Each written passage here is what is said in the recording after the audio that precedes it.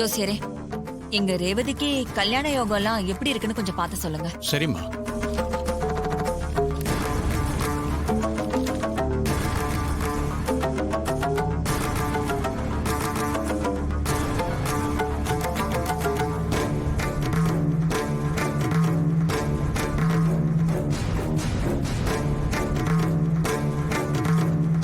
அம்மா, உங்க பொண்ணுக்கு மாலை தோஷம் இருக்குமா?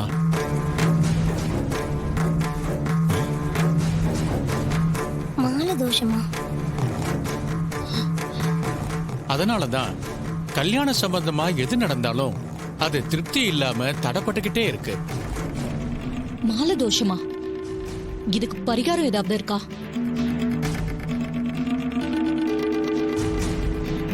பரிகாரம் இருக்குமா? உங்க பக்கத்து ஊர்ல பேச்சியம்மன் கோவில் இருக்குல்ல, அங்க போய் சின்னதா ஒரு பரிகாரம் பண்ணிட்டு வந்தா எல்லா தோஷமும் சரியாயிடும். அப்படி என்ன பரிகாரம்? அங்க வழிபாடு செய்யணுமா? வழிபாடு செஞ்சு உங்க பொண்ணுக்கு கல்யாணம் தடை நீங்கணும்னா ரத்த சம்பந்தம் இல்லாத ஒருத்தர் உங்க பொண்ணுக்கு மாலை போடணும்.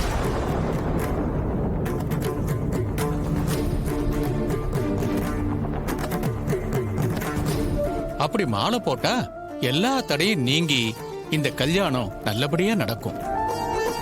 மாலை தோஷமா? இது என்ன புதுசா இருக்கு?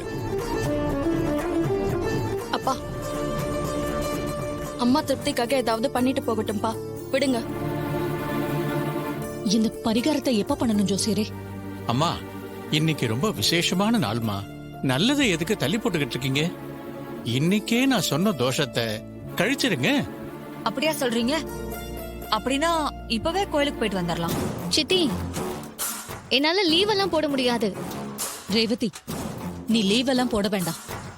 உங்க எம்டி சார் கிட்ட நீ சாயங்காலம் கோயிலுக்கு வரதுக்கு பெர்மிஷன் மட்டும் கேள்.